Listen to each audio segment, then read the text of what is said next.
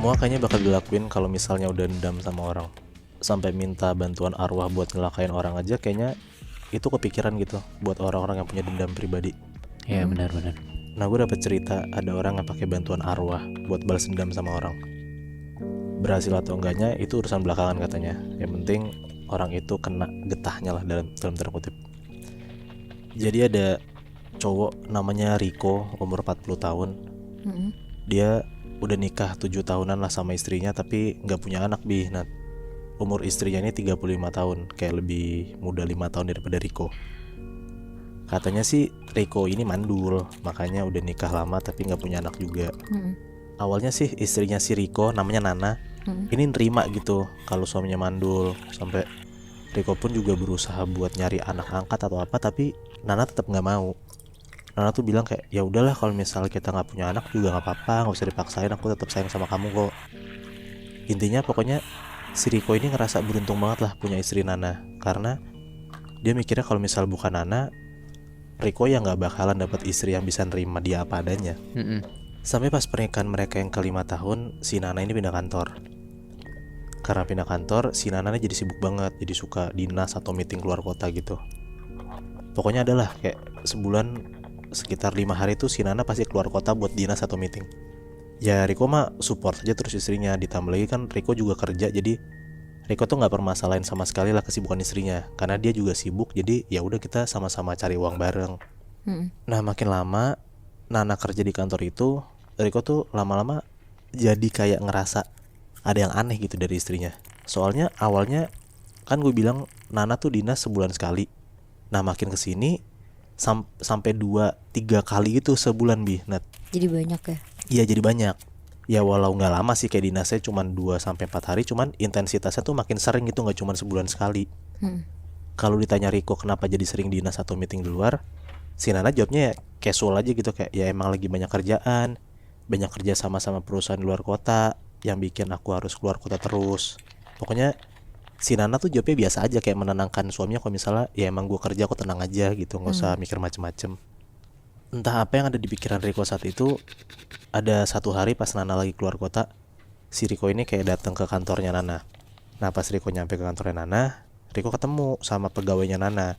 Rico nanya lah, Mas ada Bu Nana? Nah pegawainya nih jawab, Bu Nana tuh emang dari kemarin gak ke kantor. Tenang tuh si Rico. Ditanyalah sama Rico, oh iya saya lupa Mas, lagi ada meeting ya Mas luar kota ya? Nah dengar kayak gitu si pegawainya Nana bingung. Dia jawab lah kalau ternyata di bulan itu gak ada meeting keluar kota sama sekali. Jadi dia bohong? Nah kayaknya tuh bohong Nat. Dijawab lah tapi sama pegawainya kayak, mungkin Bu Nana sakit kali Pak, makanya gak ke kantor. Bapak siapa ya Pak, maaf. Dengar kayak begitu ya Riko kaget banget. Pikiran dia tuh langsung kemana-mana lah. Dia mikir kayak istri tuh bohongin dia segala macem. Gak ngejawab pertanyaan pegawainya si Nana, Riko tuh langsung pulang dan langsung nelpon Nana. Di perjalanan tuh Riko marah-marah lah nanya ke Nana, di mana segala macem kamu bohongin aku. Nana tuh jawabnya gelagapan.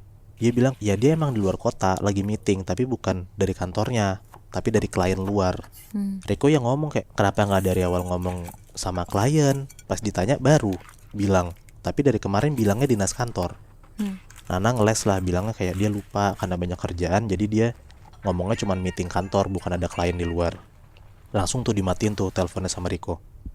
Nah di rumah sendirian tuh Riko mikir aja, dia tuh nggak tenang gitu pikiran sama hatinya, karena dia yakin istrinya tuh nyembunyiin sesuatu.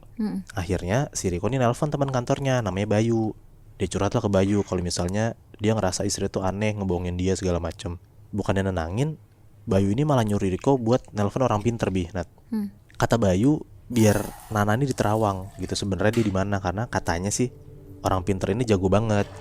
Ya udahlah nggak pakai pikir panjang, si Riko ini langsung lah nelpon nomor yang dikasih sama Bayu ini. Diangkat tuh sama si orang pinternya. Kita sebut aja nama orang pinter ini Ki Sugeng. Ngobrol-ngobrol, akhirnya si Riko ini ngirim fotonya Nana ke Ki Sugeng. Dilihat lah sama Ki Sugeng kan, maksudnya kayak diterawang gitu sebenarnya Nana di mana. Nggak nyampe 1 menit, Ki Sugeng ini langsung bilang kalau misalnya dia tahu Nana tuh di mana. Ki Sugeng bilang Nana lagi di Bandung. Bener lagi di luar kota. Tapi di sini di penerawangan Ki Sugeng, si Nana ini lagi di kamar hotel gitu sama cowok.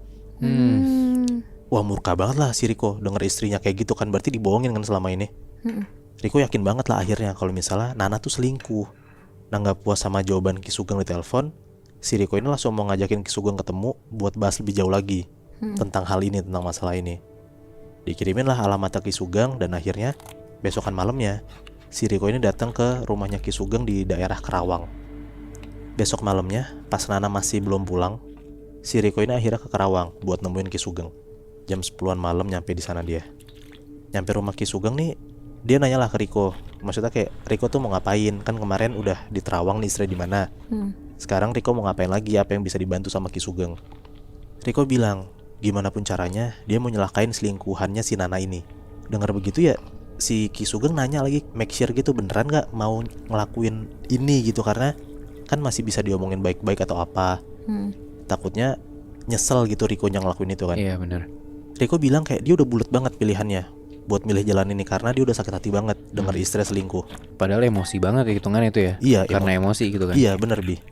Dengar kliennya kayak gitu, ya Ki Sugeng mau gimana lagi, itu mau nggak mau ya harus diturutin lah. Nah sebelumnya si Riko itu nanya, sebenarnya cowoknya itu siapa dan kenapa tiba-tiba Nana tuh bisa selingkuh, padahal dia udah nikah lama sama Riko dan di depannya tuh kayak baik-baik aja gitu, nggak ada yang salah.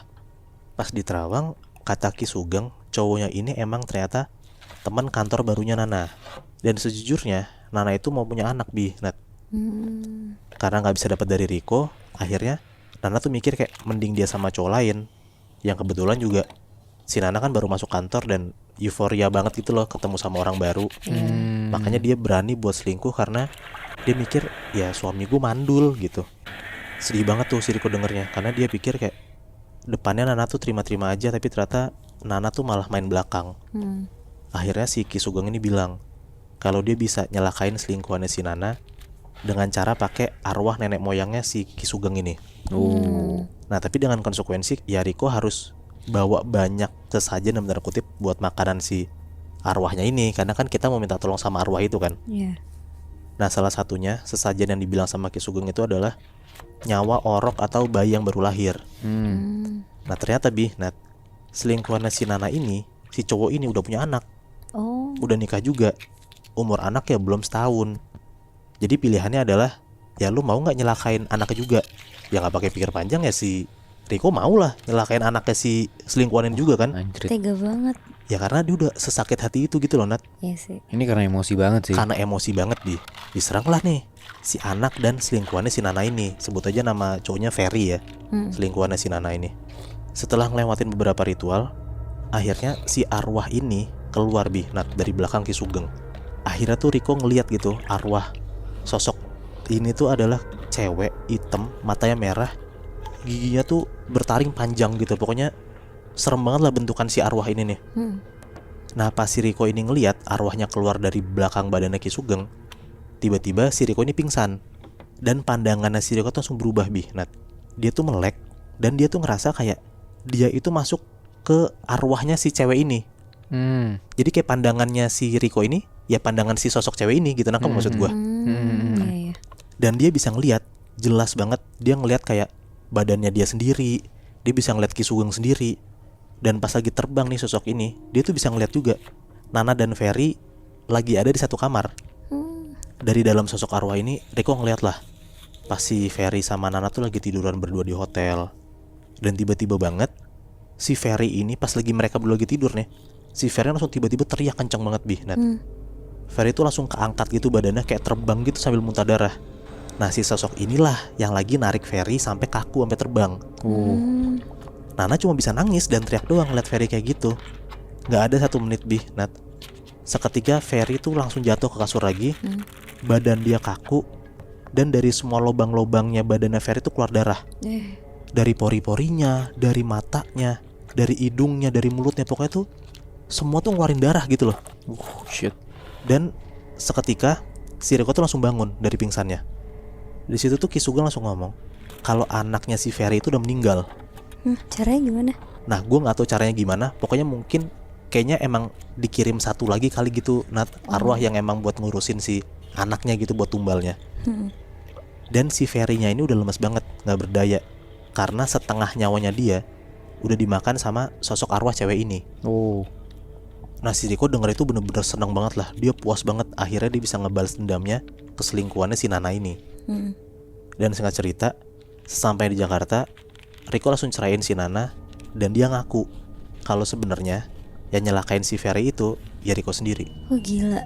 Tapi emang gimana ya, lu gak tahu apa-apa dan istri lu baik-baik aja di depan lu, tiba-tiba lu tahu satu fakta yang lu cari tahu sendiri dan tiba-tiba ngagetin, emang bikin emosi banget sih. Cuman offside-nya parah banget sih untuk lu sampai benar-benar ngebunuh selingkuhannya ya. Gue tapi ngerti sih dilemanya gimana ya, dan itu emang beneran fakta sih menurut gue. Ya sebenarnya ini dia nggak sampai ngebunuh sih Bi, cuman kayak dia ngambil jalan pintas pakai black magic buat ngebalesin dendamnya dia ke orang. Menurutku juga udah fatal sih ya, sampai pada akhirnya Ferry aja sampai kayak gitu kan, setengah nyawanya dimakan sama arwahnya. Ya gue ngerasa pilihan jalan si Riko ini udah gila banget sebenarnya ya. Benar. Bahkan dia nggak mikir ya Moy, dampaknya ke diri dia sendiri apa. Pasti kan ada kan nantinya. Mungkin ada, cuman yang tadi gue bilang, makanya Nat, kayak berhasil nggak berhasil apapun itu dampaknya, yang penting tuh Riko ngerasa kayak Puas. iya, dendam gue tuh udah puas gitu, udah bisa disampaikan ke orang yang menurut dia nyakitin hati dia gitu loh.